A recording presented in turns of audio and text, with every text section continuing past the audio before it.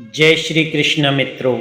श्री कृष्ण कहते हैं, कभी अकेले बैठे हुए आपने सोचा है कि कुछ लोग क्यों लगातार हारते हैं, जबकि कुछ लोग हर बार गिरकर भी अंत में जीत जाते हैं। क्यों किसी की छोटी सी मेहनत भी फल देती है और कोई जी जान लगाकर भी खाली हाथ रह जाता है। क्या ये सिर्फ भाग्य है या कुछ ऐसा रहस्य जो हमें कभी बताया ही नहीं गया। आज हम उस मौन रहस्य को सुनेंगे जो श्री कृष्ण ने सिर्फ उन हृदयों को बताया जो सच में सुनने को तैयार थे। वो रहस्य जो ना किताबों में मिलेगा ना सत्संगों में, आज पहली बार आपके अंतर मन को छू जाएगा। तो कृपया इस वीडियो को स्किप मत कीजिए। श्री कृष्ण वाणी की ये अमूल्य धारा आपके भाग्य का द्वार खोल सकती है।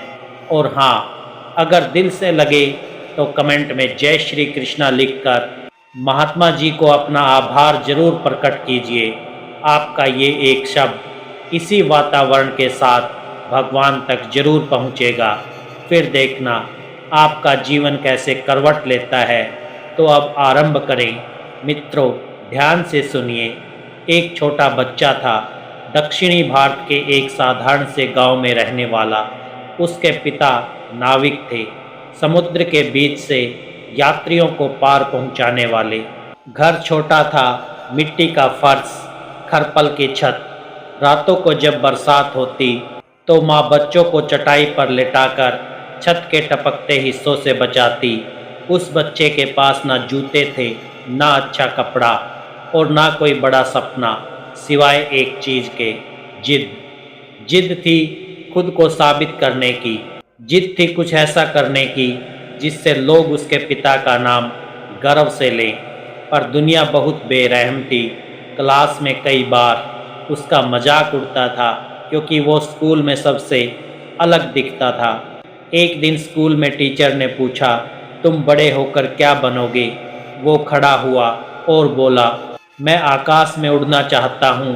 पूरी क्लास हंसी में डूब गई, लेकिन वो बच्चा शांत रहा। उसके भीतर कुछ था जो हिलता नहीं था। जब कभी उसका मन टूटने लगता तो उसकी माँ रात को एक दिया जलाकर गीता से एक पंक्ति पढ़ती, मनुष्य स्वयं ही अपना भाग्य गढ़ता है। और वो बच्चा चुपचाप उस बात को अपने हृदय में उतार लेता।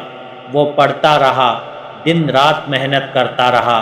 उसके पास किताबें नहीं थी तो दूसरों की फेंकी हुई किताबों को जोड़ जोड़ कर खुद पढ़ता। छत पर बैठकर तेल के दीपक की रोशनी में वो खगोल शास्त्र पढ़ता, क्योंकि उसे आसमान से प्यार था।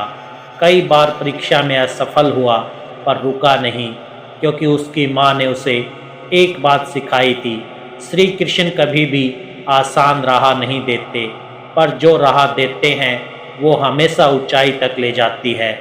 वक्त बीतता गया। कभी उसने किसी एयरक्राफ्ट मॉडल को अपने हाथों से बनाया, कभी किसी किताब में अपने नाम के लिए जगह बनाई, कभी उसके पास जूते नहीं थे। और एक दिन वही बालक देश के सबसे बड़े वैज्ञानिकों में गिना गया। लाखों लोगों के सपने में वो बदलाव की लौ बन गया। और जब उसकी काबिलियत देश ने पहचानी तो पूरा राष्ट्र उसे मिसाइल मैन कहकर पुकारने लगा।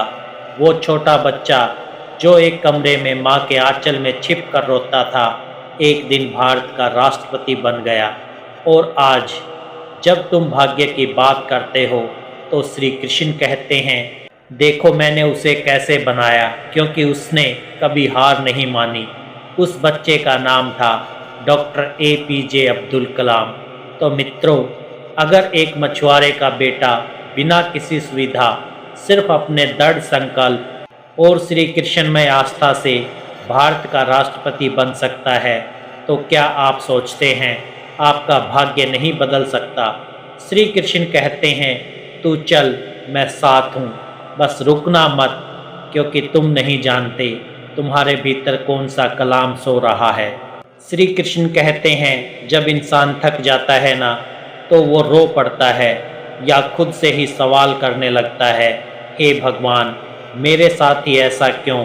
और तब भीतर से एक आवाज़ उठती है, तू रुका क्यों है, पर उस आवाज़ को सुनना सबके बस की बात नहीं होती, क्योंकि वो आवाज़ किसी ग्रंथ के पन्नों में नहीं, किसी सत्संग की भीड़ में नहीं, वो श्री कृष्ण की मौन वाणी में छिपी होती है। एक समय अर्जुन भी थक गया था, कंधों पर गांडीव था, पर मन में विश्वास नहीं। सामने अपने ही लोग थे, अपने गुरु, अपने भाई, अपने सखा, और भीतर केवल एक ही प्रश्न गूंज रहा था, क्या यही धर्म है? तब श्री कृष्ण ने कोई बड़ा प्रवचन नहीं दिया, उन्होंने बस एक वाक्य कहा, भाग्य उसी का बदलता है जो अपने कर्म को पूजा बना देता है। आज तुम भी शायद वैसा ही महसूस कर रहे हो, टूटा हुआ, हारा हुआ, शून्यता से भरा हुआ, सोच रहे हो अब क्या बचा है। लेकिन श्री कृष्ण कहते हैं, जब जीवन के सारे रास्ते बंद हो जाएं, तभी खुलता है वो गुप्त द्वार जहाँ से भाग्य प्रवेश करता है। भाग्य कोई जादुई चीज़ नहीं है जो आसमान से टपकती हो, ये तो एक दीपक की तरह है जिसे रोज़ जलाना पड़ता है अपने कर्मों की बाती से और विश्वास के तेल से, तब जाकर वो अंधेरी रात भी उजाला बन जाती है। और जब तुम्हारा भाग्य भी बोल उठता है। एक गांव में एक निर्धन ब्राह्मण था, कोई उसे जानता तक नहीं था, उसके पास ना धन था ना सम्मान, बस एक पुरानी भगवत गीता थी जिसे वो हर दिन पढ़ता था। लोग उस पर हंसते थे, भूखे पेट गीता से भाग्य नहीं बदलता, लेकिन वो सिर्फ मुस्कुराता था और कहता था, मेरे पास श्री कृष्ण है, मेरा भाग्य जागेगा। और एक दिन वही निर्धन ब्राह्मण राजा का राजगुरु बन गया। लोग चकित रह गए। उन्होंने पूछा, तू कैसे बदल गया? वो बोला, मैं नहीं बदला, मैंने बस विश्वास नहीं छोड़ा। जब तू श्री कृष्ण पर अड़िग हो जाता है, तब भाग्य तेरे चरणों में बिछ जाता है। आज अगर तुम अपने जीवन की सबसे कठिन घड़ी में हो तो डरना मत। भाग्य की रचना वही होती है जहाँ व्यक्ति सबसे अधिक टूटा होता है। श्री कृष्ण कहते हैं, तू मत सोच कि मैं तुझसे दूर हूँ, मैं वही हूँ जहाँ तू सबसे ज़्यादा टूटा है। कभी आपने गौर किया है, अंधेरा जितना गहरा होता है, प्रकाश उतना ही नज़दीक होता है। जब जीवन में सब कुछ छीनने लगे, समझ लो श्री कृष्ण तुम्हें खाली कर रहे हैं ताकि वो खुद तुम्हारे भीतर उतर सकें। इसलिए आज एक निर्णय लो, रुकना नहीं है, रोना नहीं है, अब तुम्हें चलना है, क्योंकि भाग्य वो नहीं जो लिखा है, भाग्य वो है जो तुम श्री कृष्ण की प्रेरणा से हर दिन जीते हो। श्री कृष्ण कहते हैं, जब तू सच्चे दिल से मुझे पुकारता है तो तेरा भाग्य मैं खुद लिखता हूँ। कभी कभी इंसान को लगता है कि उसकी कोशिशें व्यर्थ जा रही हैं। वो दिन रात मेहनत करता है पर फल नहीं मिलता। वो प्रार्थना करता है पर उत्तर नहीं आता। वो रोता है लेकिन कोई देखता नहीं। ऐसे में श्री कृष्ण की वाणी कानों में नहीं, आत्मा में उतरती है। जो तुम्हें दिख नहीं रहा वही तुम्हारे लिए सबसे बड़ा कार्य बन रहा है। धैर्य रखो, मैं हर क्षण तुम्हारे संग हूँ। श्री कृष्ण ने कभी अर्जुन से नहीं कहा कि लड़ाई आसान होगी। उन्होंने कभी ये नहीं कहा कि सब कुछ तुम्हारे अनुकूल होगा। उन्होंने सिर्फ इतना कहा, तू युद्ध कर, शेष मैं देख लूँगा। यही वाक्य आज आपके जीवन के हर संघर्ष पर लागू होता है। तुम्हारे जीवन का महाभारत भी चल रहा है, तुम्हारे भी सामने दुखों की सेना खड़ी है, लेकिन अगर तुम्हारे रथ पर श्री कृष्ण सारथी है तो चिंता मत करो। युद्ध जीतना तय है, पर सवाल ये नहीं है कि श्री कृष्ण हमारे साथ हैं या नहीं। सवाल ये है, क्या हम उनके साथ हैं? क्या हमने अपने जीवन के रथ की लगाम उन्हें सौंपी है, या हम अभी भी खुद ही खींच रहे हैं? थके हुए हाथों से एक बार किसी साधु ने कहा, मनुष्य का भाग्य बदलता है जब वो अपने घावों को शिकायत नहीं, बाम रूपी साथी एक एक कार्य समर्पण कर देता है। जिस दिन तुम्हारा आंसू श्री कृष्ण के चरणों में गिरा, वहीं से तुम्हारा नया भाग्य लिखा जाना शुरू हो गया। कभी कभी ईश्वर हमें सबसे नीचे गिराते हैं ताकि हमें सिखा सकें कि उड़ान ज़मीन से ही भरी जाती है। जब तुम्हें लगता है कि सब छिन गया, श्री कृष्ण वहीं से निर्माण शुरू करते हैं। याद रखना, भाग्य तब नहीं बदलता जब हालात बदले, भाग्य तब बदलता है जब दृष्टिकोण बदलता है। और दृष्टि वहीं बदलती है जो श्री कृष्ण की दृष्टि से जीवन को देखना सीख लेता है। श्री कृष्ण कहते हैं, जो हो रहा है वो तुम्हारे लिए हो रहा है, और जो नहीं हो रहा वो भी तुम्हारे लिए हो रहा है। बस तुम्हें अभी ये समझ में नहीं आ रहा, क्योंकि तुम केवल वर्तमान देख रहे हो और मैं संपूर्ण भविष्य तक देखता हूँ। इसलिए जब कोई सपना टूटे तो रोने की बजाय मुस्कुराना सीखो, क्योंकि हो सकता है श्री कृष्ण तुम्हें कुछ ऐसा देना चाहते हों जो तुमने मांगा ही नहीं था, पर जिसकी तुम्हें सच्चे अर्थों में ज़रूरत थी। तभी किसी भक्त ने श्री कृष्ण से पूछा, प्रभु, मैं बहुत थक गया हूँ, अब और नहीं चला जाता। श्री कृष्ण मुस्कुराए और बोले, तू रुका तो मैं रुक जाऊँगा, तू गिरा तो मैं थाम लूँगा, पर तू चला तो मैं खुद तेरे साथ चलूँगा। आज बस इतना समझ लो, तुम्हारा जीवन एक महायात्रा है, और जब तक तुम चलते रहोगे भाग्य स्वयं तुम्हारे आगे नतमस्तक होता रहेगा। अब यदि तुम्हारे भीतर कुछ हलचल हुई हो, यदि तुम्हारे हृदय में कोई कंपन महसूस हो रहा हो, तो समझो श्री कृष्ण की वाणी ने तुम्हारे भाग्य को छू लिया है। और बस अब अपने जीवन को पुनः आरंभ करो, एक नई दृष्टि, एक नई ऊर्जा और नए विश्वास के साथ। जब अर्जुन युद्ध भूमि में कांप रहा था, तो वो केवल अपने डर से नहीं लड़ रहा था, वो अपने भाग्य से भी लड़ रहा था। उसने प्रश्न पूछा, मेरा धर्म क्या है? और श्री कृष्ण ने उत्तर नहीं दिया, उन्होंने दिशा दी, क्योंकि श्री कृष्ण जानते थे भाग्य तब नहीं बदलता जब प्रश्नों के उत्तर मिलते हैं, भाग्य तब बदलता है जब तुम स्वयं अपने भीतर उतरते हो। श्री कृष्ण ने कहा, पहला रहस्य, अपने कर्म को ही अपना धर्म बना लो।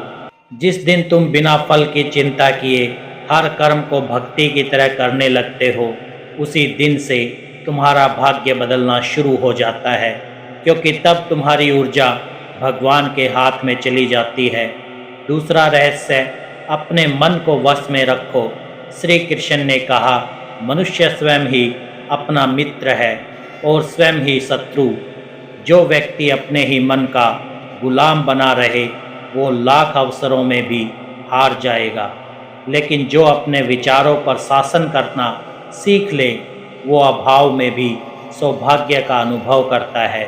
तीसरा रहस्य, समत्व को धारण करो। सुख में हर्षित, दुख में स्थिर।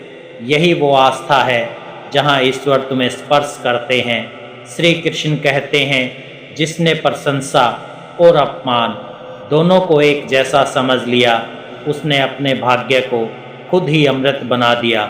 चौथा रहस्य, आत्मा को जानो। जो ये समझ गया कि ये शरीर नाशवान है परंतु आत्मा अमर है, उसके लिए कोई भय शेष नहीं रहता, और जब भय मिटता है तब भाग्य निर्भय होकर प्रकट होता है। पांचवा रहस्य, मुझे समर्पित हो जाओ। श्री कृष्ण ने कहा, तुम अपने आप को मुझे समर्पित कर दो, मैं स्वयं तेरे भाग्य का भार उठा लूँगा। ये कोई कल्पना नहीं थी, ये एक दिव्य वादा था जो आज भी उतना ही सत्य है जितना कुरुक्षेत्र के मैदान में था। अब तुम सोचो, क्या इन पांचों बातों में से कोई भी तुम्हारे जीवन से बाहर है? नहीं, ये सब तुम्हारे भीतर है, पर तुमने इन्हें कभी सुना ही नहीं। और आज जब तुम ये सुन रहे हो, तब श्री कृष्ण कह रहे हैं, अब जागो, क्योंकि भाग्य तुम्हारे द्वार पर दस्तक दे रहा है। जो भाग्य अर्जुन को बदल सकता है, जो सुदामा को महल दिला सकता है, जो विदुर जैसे सेवक को राजमहल की श्रेष्ठता दे सकता है, वही श्री कृष्ण आज भी वही है। बदला है तो बस हमारा विश्वास। तुम कहोगे मैं तो साधारण हूँ, तो श्री कृष्ण कहते हैं, जिसे दुनिया साधारण समझती है उसे मैं विशेष मानता हूँ, क्योंकि वही मेरे चरणों में सबसे पहले झुकता है। इसलिए मित्र, अगर आज भी जीवन तुम्हें बार बार तोड़ रहा है तो घबराओ मत। समझो भाग्य तैयार हो रहा है और श्री कृष्ण तुम्हारी परीक्षा नहीं, तुम्हारे उत्थान की भूमिका लिख रहे हैं। अब उठो, आंसू पोंछो, गुजरे कल को क्षमा करो, क्योंकि अब समय है अपने भाग्य को श्री कृष्ण को सौंपने का। अब आइए एक सच्चा प्रसंग सुनिए जो बताता है कि कैसे भाग्य सिर्फ युद्ध से नहीं, विश्वास से पलटता है। महाभारत युद्ध की समाप्ति के बाद जब सब शांत हो गया, धूल बैठ गई और समय जैसे ठहर गया, एक दिन युधिष्ठिर श्री कृष्ण के चरणों में गिरकर रोने लगे। उन्होंने कहा, प्रभु, मैंने सब खो दिया, भाई, सखा, गुरु, कुल, क्या यही था मेरा भाग्य? श्री कृष्ण ने उनकी पीठ पर हाथ रखा और बोले, युधिष्ठिर, तुमने कुछ नहीं खोया, तुमने खुद को पाया है।